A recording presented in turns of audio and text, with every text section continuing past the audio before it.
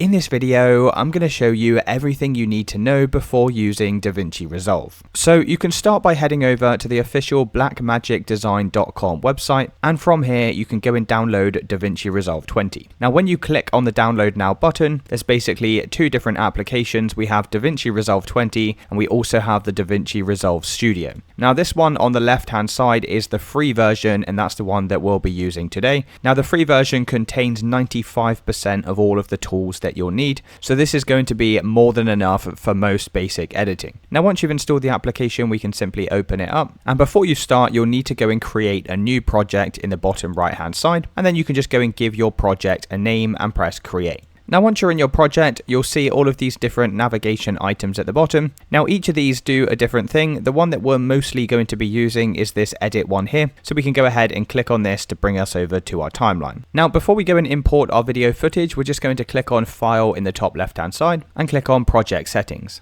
Now from here you can go and set a resolution for your project. So typically this will be 920 by 1080, and this will typically be what you use for most projects. Now you can also increase this to 4K if you're making maybe a cinematic movie and all of your footage was shot in 4K. Now you can also make portrait videos as well. If you are creating YouTube shorts, for example, then you can just click on this use vertical resolution and it's going to change your video from a landscape video into portrait. You can also change the frames per second as well. Typically you want to make sure this matches your video footage. If you're not sure which one to select, just go and press 30 and then we can press save at the bottom of this screen. Now the first thing we need to do is go and import our media footage. This could be videos, audio, things like that. Now to do this, you can just right click on the media pool and you can click on import media, and then you can go and select all of the video footage, photos and audio that you want to go and import. So for this demonstration, I'll just be adding this video here. Now if you get this message pop up saying change project frame rate, well, it's detected that your video footage has a different frame rate to the project settings. Now most of the time you want to make sure your frame rate matches your video footage, so it's always worth pressing change to this pop-up.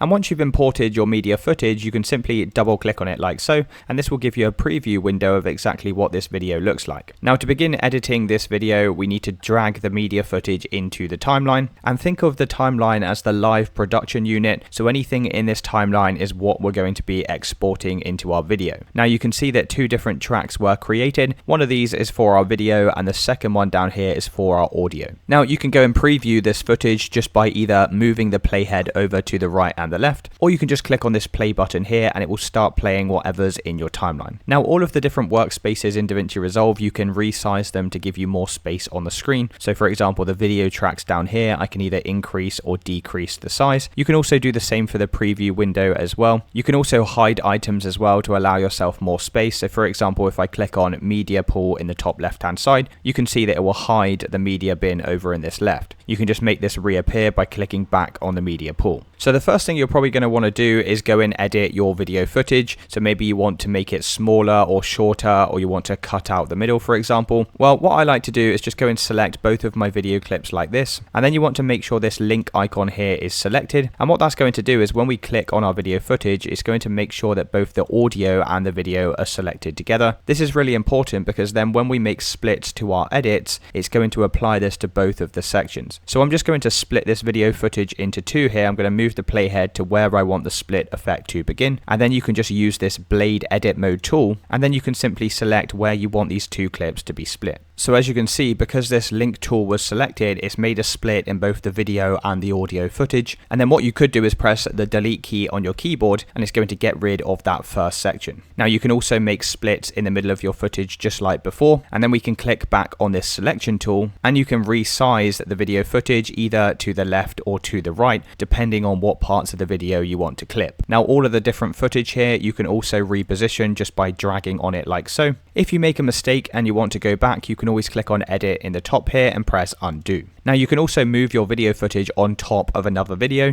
So for example, this could be good if you wanted to create some kind of overlay. So you can see now I have two videos stacked on top of each other. Now obviously we can only see one video because they're both 100% in size, but if I click on my first video and I come over to this right hand window, what you can do is go and reduce the scale of this first video just by reducing this zoom X number here, and as you can see we can now see both of these videos on top of one another. Now if you wanted to delete your audio for example and keep the video, then what we would need to do is just uncheck this link option to deselect the two clips, and then you can go and select either the audio or the video and you can delete either of these individually. Now you can also import your own custom music as well, so we would do that by coming back over to the media pool. You can then right click and select import media, and then just go and select the music that you want to add into your video, and once you have your music you can simply drag it over to the audio track. Now some other things that you can do with the audio is you can change all of the different volumes. So if you go and select your volume track, in the right hand side you have the audio mixer, and from here we can go and increase or decrease the audio volume, and of course you can also resize and cut portions of the audio clip.